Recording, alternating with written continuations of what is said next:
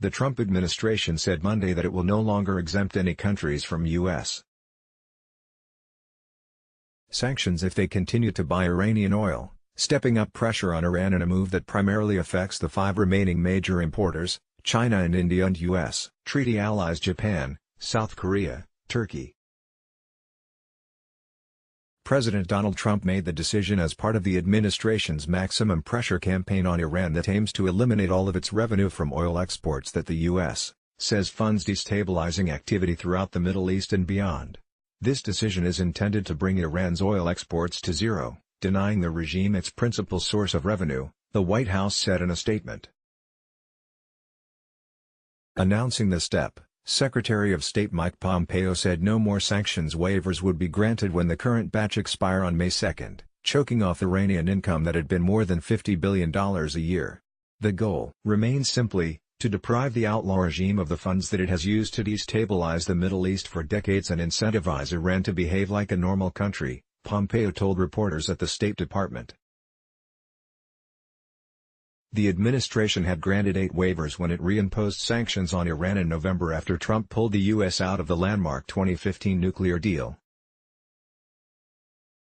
The waivers were issued in part to give those countries more time to find alternate energy sources but also to prevent a shock to global oil markets from the sudden removal of Iranian crude. 3 of those waivers, for Greece, Italy, and Taiwan, are no longer needed because they have all halted their imports of Iranian oil. But the other 5 continued to import Iranian oil and had lobbied for their waivers to be extended. NATO ally Turkey has made perhaps the most public case for an extension, with senior officials telling their U.S. counterparts that Iranian oil is critical to meeting their country's energy needs. They have also made the case that as a neighbor of Iran, Turkey cannot be expected to completely close its economy to Iranian goods. China, one of Iran's largest customers, slammed the step, calling it more evidence of U.S. unilateral sanctions and long-arm jurisdiction. China, which relies on imports for about half of its oil, could present the toughest diplomatic challenge for the U.S. in trying to enforce its sanctions. Those arguments fell on deaf ears within the administration. "We will no longer grant any exemptions," Pompeo said. We're going to zero across the board." Left unclear, however, is whether the 5 countries will face immediate American sanctions if they continue to take delivery of Iranian oil after the waivers expire. 2 senior U.S. officials, Special Representative for Iran Brian Hook and Assistant Secretary of State for Energy Resources, refused to comment on whether any of them would be given additional time to complete purchases made prior to May 2 or allowed to use money already set aside for purchases after that date without penalty. Both said questions about such provisions were hypothetical, suggesting that some accommodation may be possible. Fannin said the U.S. did not expect any sharp spike in oil prices or any significant reduction in the global supply of oil, given production increases by other countries, including the U.S. itself, Saudi Arabia and the United Arab Emirates.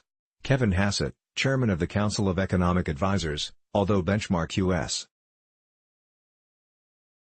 crude oil rose 2.4% early Monday after the decision was announced. Hassett told reporters at the White House he's not concerned that the decision will negatively affect oil prices. He said U.S.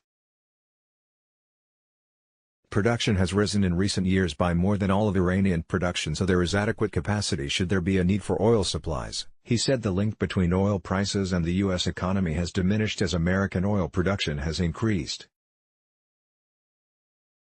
And, Saudi Energy Minister Khalid al-Falih said in a statement that his country would work with other oil producers to ensure adequate supplies are available to consumers while ensuring the global oil market does not go out of balance. Iran hawks on Capitol Hill like Sen. Ted Cruz, Republican Texas, who had long lobbied for the step, applauded the end of oil waivers. This decision will deprive the Ayatollahs of billions of dollars that they would have spent undermining the security of the United States and our allies, building up Iran's nuclear and ballistic missile programs and financing global terrorism, he said. Israel's Prime Minister Benjamin Netanyahu, meanwhile, praised the administration for further tightening sanctions enforcement on Iran, which the Jewish state regards as an existential threat.